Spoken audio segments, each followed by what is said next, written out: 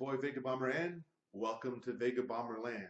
Alright, the subject to this video is the latest Netflix series that I've seen, and that series is Luke Cage. Now, this is a 13 episodic type series, so what I'm going to do rather than just try to tell you everything all at once, because I didn't binge watch all of it. I fell asleep at some points, but that's because I'm tired and that happens. But what I decided to do was to put the episodes, at least 2 episodes together. So I'm going to review 2 at a time and then post them as soon as I'm done watching them so that my thoughts are the clearest about it. So that's what I'm going to do for you. All right, that said, let's get into it, shall we? So Luke Cage, yes, this is the first African-American superhero to have his own comic book. Now that was in '72. We know Black Panther was first, and even Falcon came along before that. But first African-American to have his own series, his own set of books, Luke Cage. And now it's been adapted to the silver screen, or in this case, the small screen. And so Luke Cage, this is one of my favorite stories. So let me just talk a little bit about the show itself and kind of the technical aspects of it. So if we look at it in terms of the direction, I think the direction was tight. So I think it was Cheo Coker who did most of the work on this in terms of the writing and the producing, and he's done a great job here. What we get is a Luke Cage that doesn't appear to be not Luke Cage, but yet at the same time, if you made him too much like the comic books, he would be kind of like almost racy in a way, very racist, because it's like it kind of carries that whole blaxploitation period. But this is not that. We get a Luke Cage as he would be adapted to today's time, which makes it very interesting from that perspective, especially with everything else going on right now. So here we go. We got an honest, good black man named Luke Cage who's trying to figure out what's going on with his life now, since he's a former fugitive and his life has just been torn up, and he's trying to do something different now. He's trying to trust people. He's in this film, or in this series, he's sweeping floors in a barbershop and also washing dishes at a club. He's just doing pretty much everything and anything he can to just try to make ends meet and just figure out what does this life mean and what is he about since his experiment. Now, in a wider lens, if I just talk about the series, I have to say that I really love the direction in this so far. The music is obvious. It's a very good music. The cutaway scenes are incredible. Although if I did have a negative, I'd say that the intro music for Luke Cage, when they're showing you all the names and all that in the credits, not very interesting. I thought that the music cuts that they were using in the trailers had me more hyped, but that's just a little minor thing. I would say that the characterization of these particular characters are good. So I thought the young lady, Simone Missick, that was playing Misty Knight, thought she did a great job.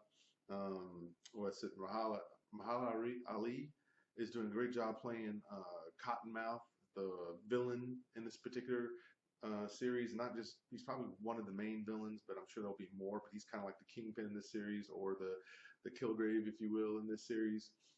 Alfre Woodard, which we saw in Civil War, who played that mom who confronted Tony outside by that elevator. Well, in this one, she's a councilwoman who's a little on the dirty, because her and Cottonmouth are cousins, and so they're kind of taking care of each other. They're kind of a bit corrupt because she doesn't want to get her hands dirty messing with crime, yet she's still associating with that crime. So she's got a juicy character, so she's in it. And then, of course, I love Pop. So he's the guy that used to be the former gang guy, and now all of a sudden he's the guy that everybody knows, hey, you can come to Pop and everything will be cool, everything will be okay, because he's kind of like, they call him in the film series, Switzerland. So it's the safe place to go, and he looks after these young males and tries to take care of them and teach them good things. And so he's kind of the Ben Kenobi to Luke Cage's Luke Skywalker. So how about that? So all we needed was for Pop to be called Ben, and then that would have been probably a spot-on analogy or take from, if you will. So I actually thought that was pretty good. And of course, the visuals at some places they're a little too dark, so you can't kind of make out the features. But at the same time, it's also part of the aesthetic of the film that it's happening at night and it's Harlem and it's dark and there's problems, right? So that kind of makes sense that they would film it that way. You know me, let's just jump into it. So episode 1. Episode 1 is titled Moment of Truth. And by the way, what I found interesting is I looked at this. I noticed that all these titles are songs from Gang Starr, which is a band, a rap group that I used to listen to back in the 80s with Guru and DJ Premier, who DJ Premier is from Texas. That's right, he's from Houston, Texas. So, you know, I got a Texas thing going on here because this is what we are. We're in Texas. I'm shooting from Texas. Vega Bomber is a Texan. So, at any rate, Moment of Truth, which is a Gang Starr song. If you don't know, Google that mess and you'll find out more about that. So essentially, in Moment of Truth, this episode, really what this is this is kind of introducing all the characters. Now, I will admit, it is slower paced in the beginning just to kind of help set up the characters, which that doesn't bother me. As long as there's some good energy and some good payoff at the end, I love it. And I think the last 8 minutes of this episode gives you all of that. It just basically makes up for the first few moments of the movie, if you will, while they're just setting up Luke Cage, which again, still not a problem for me because I like rich, thick characters. So yeah, you got it. So for those of you who just want to see punchy, kicky the whole time, you're not going to see it in the first 35 minutes. It's just not there.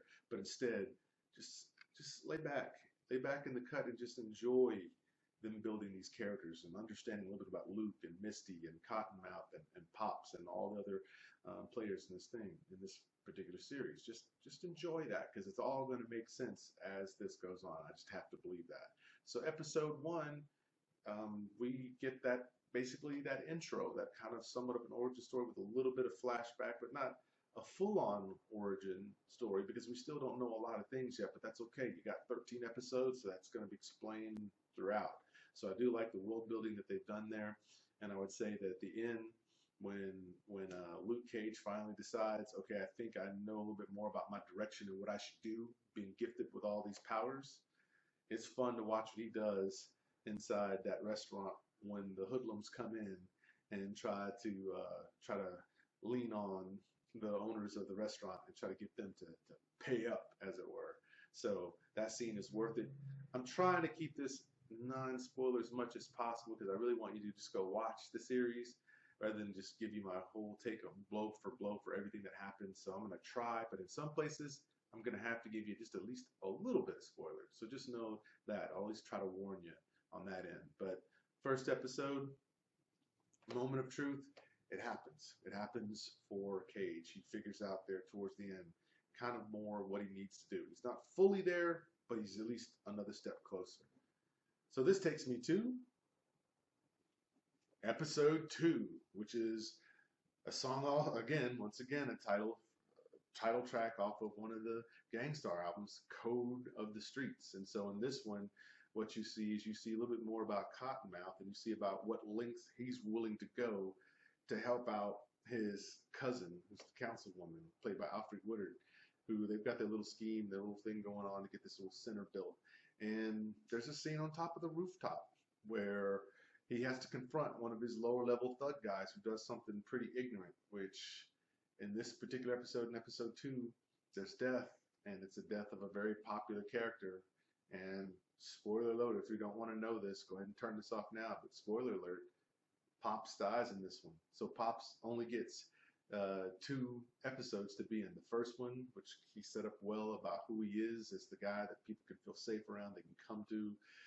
And then now in this one, he ends up dying because he wants to save Chico. He wants to help Chico out. And he knows that Cottonmouth is after Chico. So in this one, we get that. We get Misty Knight again coming back and realizing who she really is in this situation. She's a detective and not an accountant, as she first told us in the first episode, right? And now you have my boy Luke Cage sitting back, you know, being spotted out. People realizing that, hey, how come you aren't dead when you got bullet holes in your shirt and you were shot? So I think that's just setting up some great tension for what we'll see in the 3rd, 4th, 5th, and 6th. So I'm thinking 1 and 2 are the episodes that are going to get us set up with all the characterization, the cinematography of just the area, what's going on to set the scene. And I think after you have Pops die, which you need someone to die. Hey, Ben Kenobi died in the very first Star Wars. You got to have some sort of mental weight. Well, they're not afraid to do that here. Someone does, and I think that's going to set up the greatness that we're going to see in episode 3 and 4, which I have not seen yet. So maybe I should just stop flapping my gums, go watch that, and then I'll be back. So again, I'm going to do these in 2. So I'm going to watch 3 and 4, turn on the camera, tell you a little bit more about what I thought about that, and do that all the way throughout. And so in the last episode, the last episode will be the 13th episode. I'll make that 13th episode about episode 13, and then my overall take of the whole series as a whole. So go ahead, grab your popcorn, sit down, binge watch, hang out, and we'll talk about it. We'll go back and forth, and feel free to comment below and let me know what you're thinking as you watch some of this. Anyway, it's your boy Vega Bomber, and I'm out. You!